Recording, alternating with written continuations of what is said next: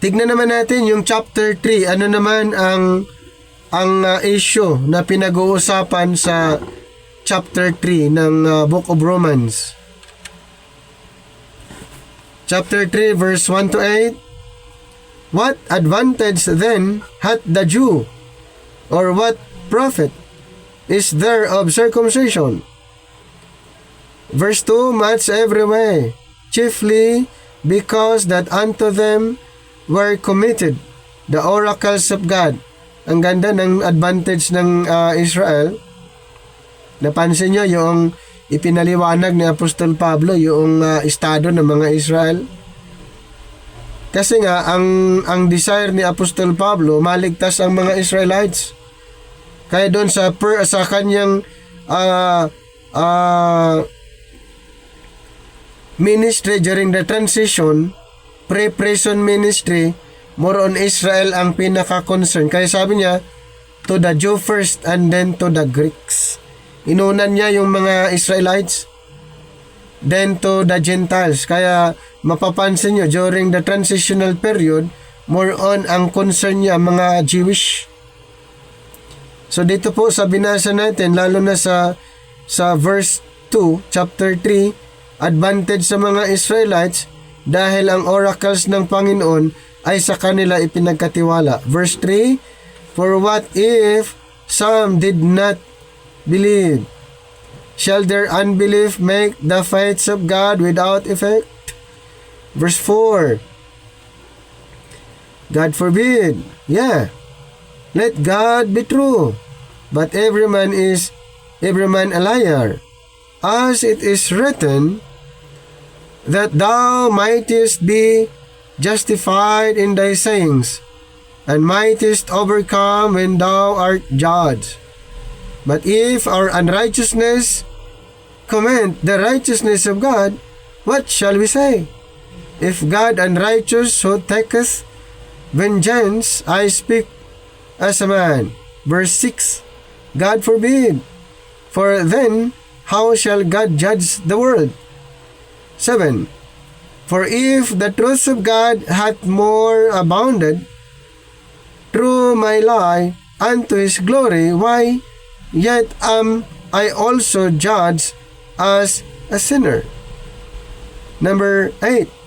And no rather, as we be slanderously reported, and as some affirm that we say, let us do evil, that God may come, whose damnation is just.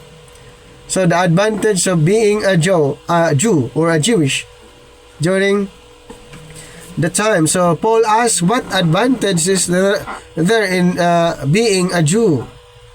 Diba, yun yung isa sa mga sinabi niya, ano yung advantage o ano yung lamang sa kanila.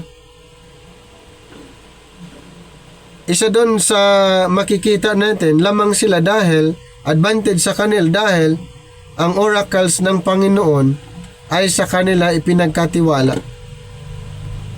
So, Jews have reliability of God's promises and the revelations of God's law. Kung babalikan natin sa Old Testament, especially during the time of Moses, they were given the law and God's promises.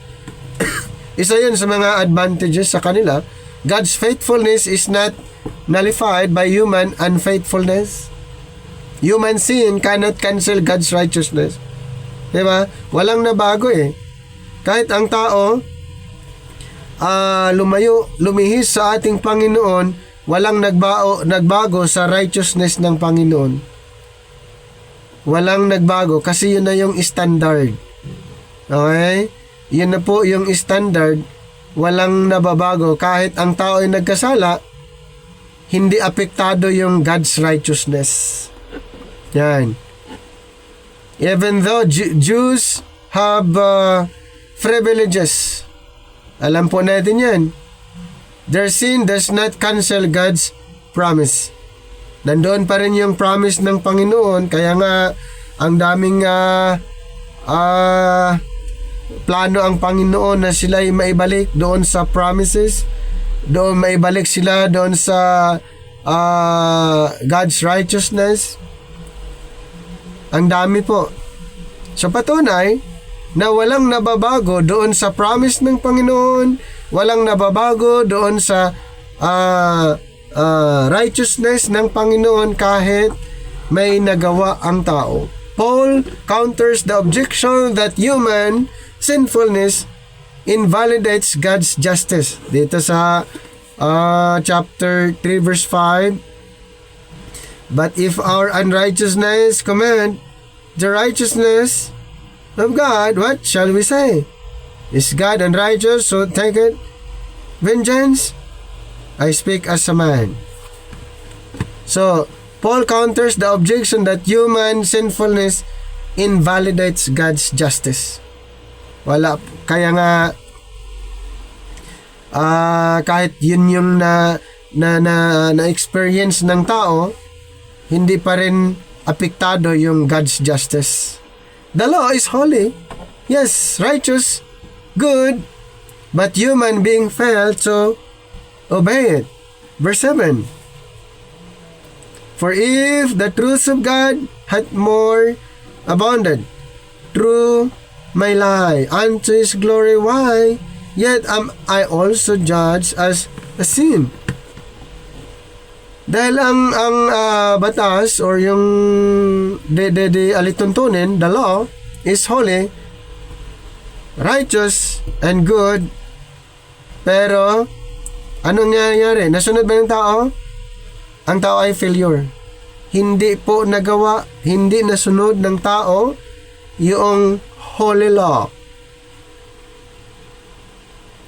Kaya nga doon sa chapter 3, diba? For all have sinned and come short of the glory of God.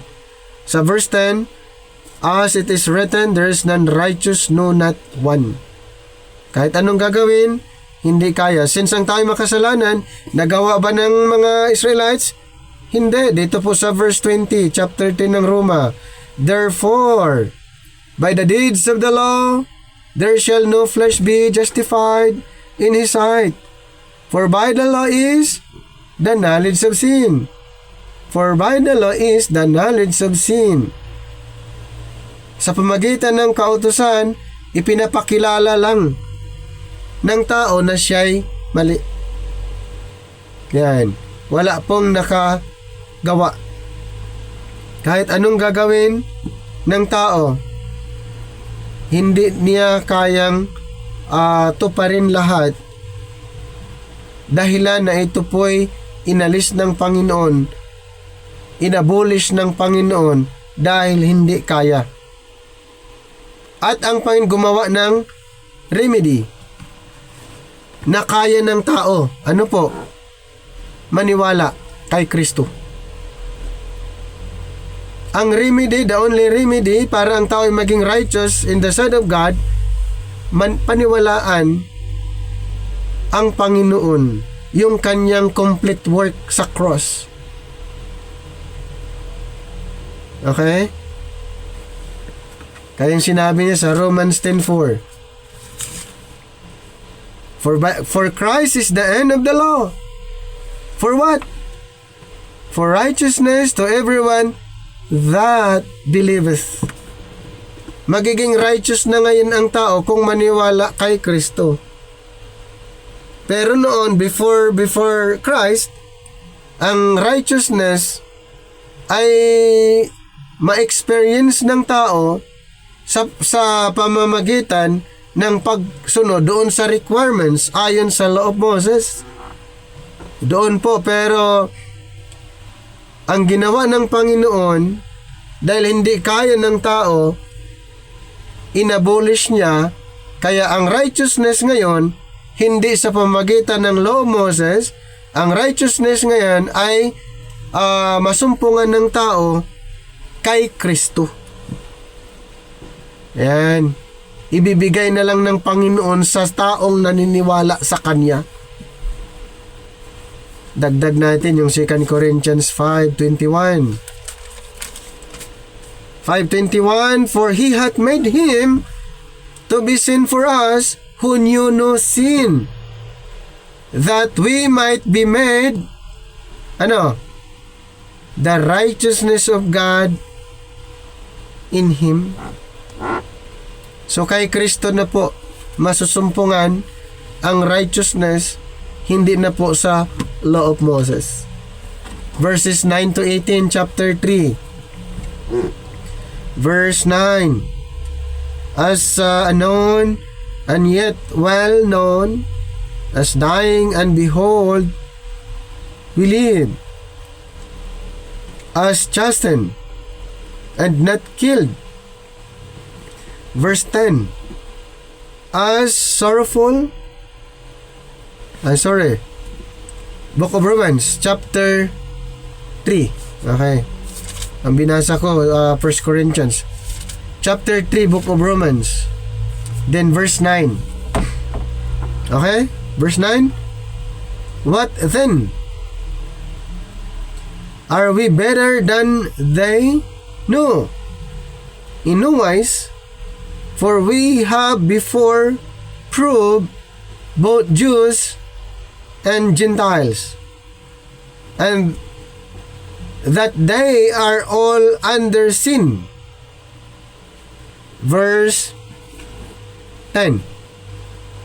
As it is written, there is none righteous, no, not one.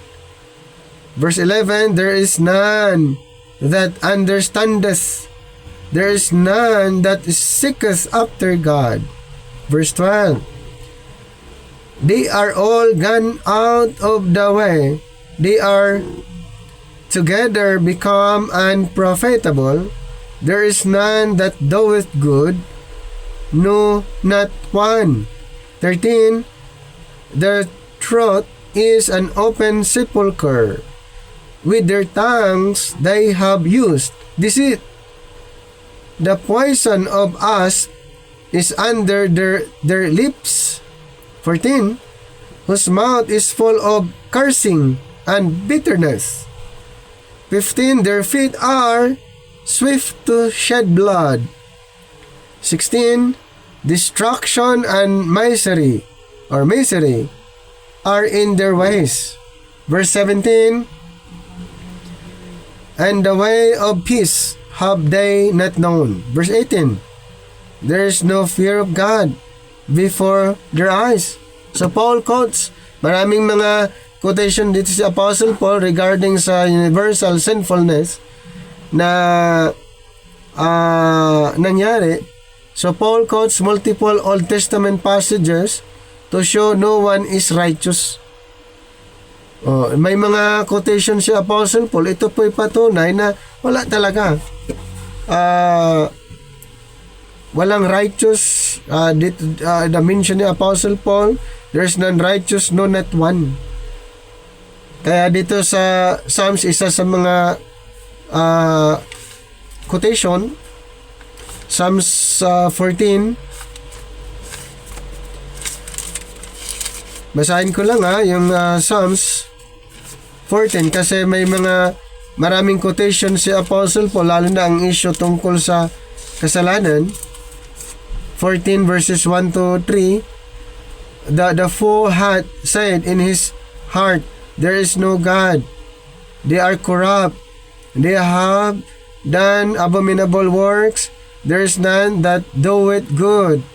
Verse 2, the Lord looked down from heaven upon the children of men to see if there were any that did understand and seek God. Verse 3, and they are all gone aside, they are all together become filthy. There is none that doeth good, no, not one. Then sa Psalms 5:9 na-mention din niya. Verse 9, ito po ay quotation ni kinote sa chapter 5 verse 9. For there is no faithfulness in their mouth, their inward part is very wickedness, their throat is an open sepulchre, they flatter with their tongue. And then Psalms 140 verse 3. Psalms 140 verse 3, they have sharpened their tongues like a serpent. Others, poison is under their lips. And then Isaiah 59 verse 7 to 8. Their feet run to evil, and they make haste to shed innocent blood. Their thoughts are thoughts of iniquity. Wasting and destruction are in their paths. And then verse 8, the way of peace they know not, and there is no judgment in their goings. They have made them crooked paths. Whosoever goeth therein shall not know peace. Ayan. Yun yung description na binanggit ni Apostol Pablo, lalo na doon sa mga makasalanan, at may mga quotation siya from the Old Testament. So na-mention po. So both Jews and Gentiles are under sin. Yun talaga yung kanyang emphasis during his ministry.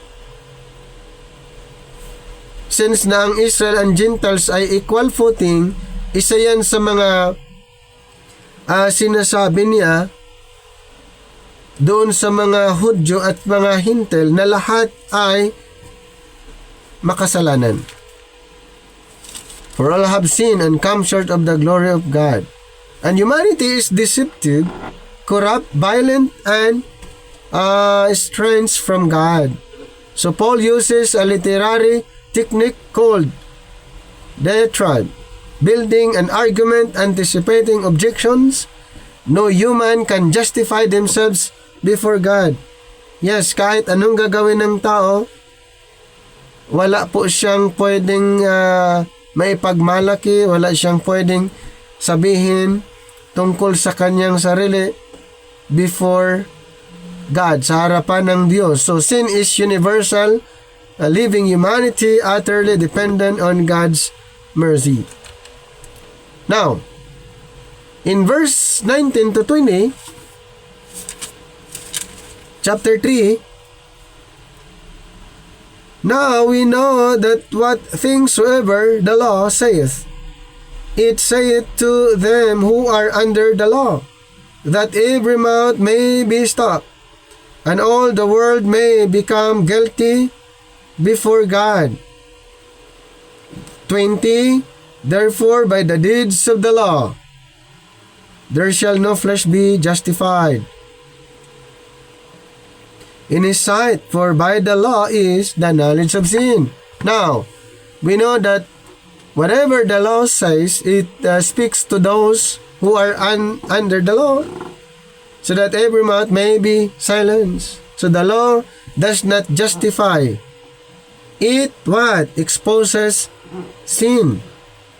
Hindi mapawalang sala ang isang tao under the law, dahil ang kautusan ay i-expose ang tao ng tao ay makasalanan. God's justice is shown by making all people accountable. Everyone is condemned by the law, demonstrating the need for salvation apart from works. So, dito po makuha mo yung concept. Ano ba ang maitutulong ng kautusan during the time of Moses?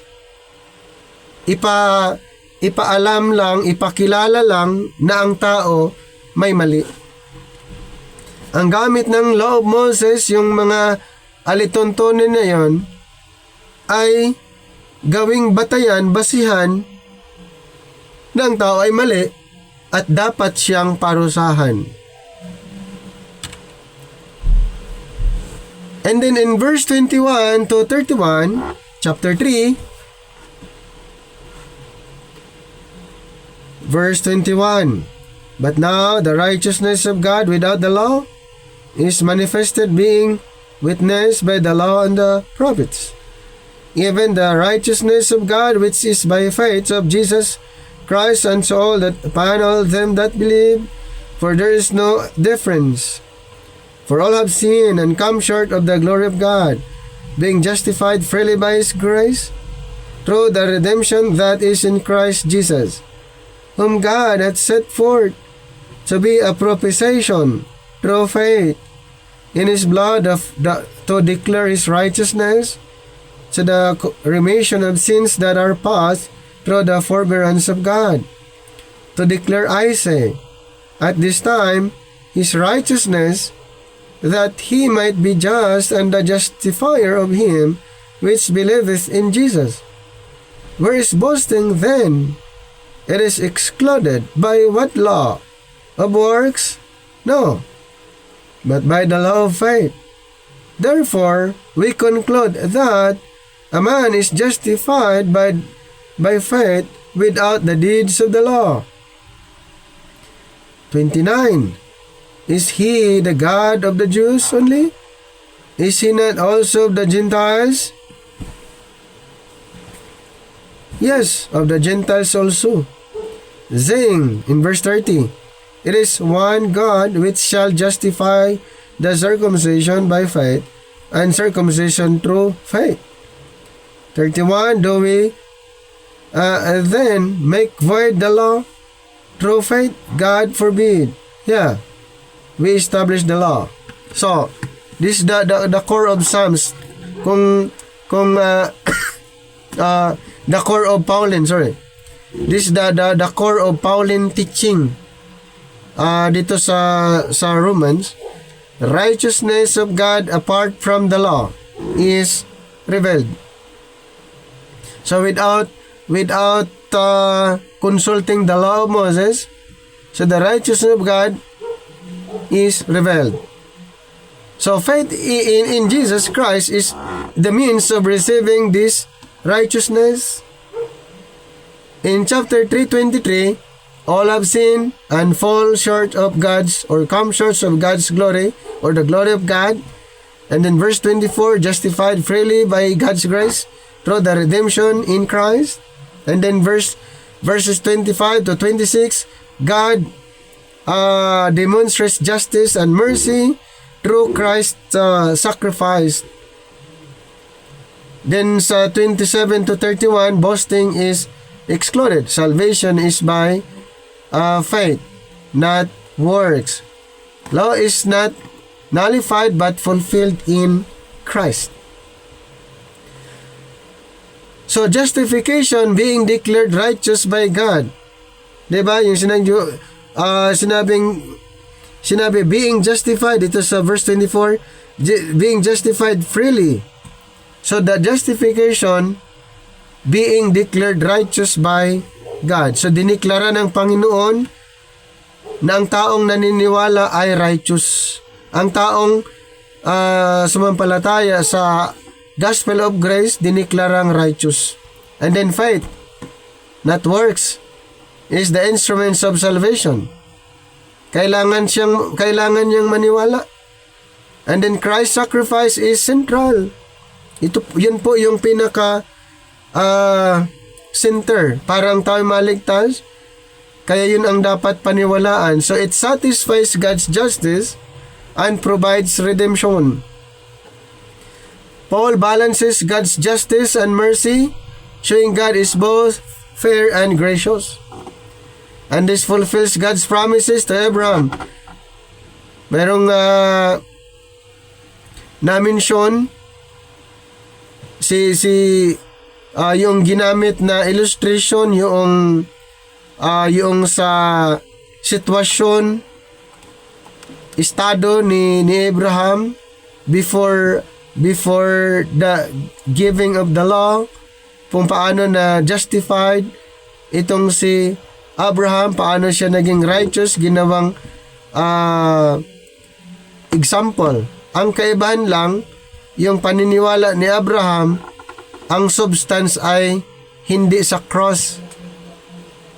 Ikumpara sa panahon natin ngayon, dahil ang paniniwala na natin ngayon, ang substance ay ang finished work ni Christ sa cross. yung kay Abraham iba, pero yung proseso ng paniniwala ay inahalin tulad doon sa kay Abraham. Yung mga nanampalataya ngayon, ang kaibahan lang yung substance. Kasi ang substance ng ating paniniwala ay ang finished work ni Christ. Now, in summary, no one is righteous. Sin affects Jews and Gentiles alike. The law exposes sin but does not save. Righteousness comes from God through faith in Jesus Christ. God's justice and mercy are revealed in Christ's sacrifice. And salvation excludes human boasting. It is what? A gift. It is by grace. So the implication is universal need for salvation, all are under sin. Justification by faith, faith in Christ is the only basis for being right with God. Grace over works. Good works follow salvation but do not earn it. Okay? Ang good works, so, yun yung resulta nung ang tao ay naligtas. Faith unites Jews and Gentiles. So sa pananampalataya, doon sa Ebanghelyo, sa kanyang paniniwala sa Gospel of Grace, pinag-isa ang Hudyo at mga Hintil. God's plan is inclusive. God's character both. Just punishing sin and merciful, providing redemption. So napakalinaw po yung pangangaral ni Apostle Paul. Ang kagandahan dito ay inexplain ni Apostol Pablo yung mga nangyayari noon. So ang galing ng kanyang presentation, ipinaliwanag muna niya bakit ang tao kailangang maligtas. Inexplain niya na ang tao ay nagkasala. Ipinaliwanag niya yung paano ang tao maligtas. So yun yung isa sa mga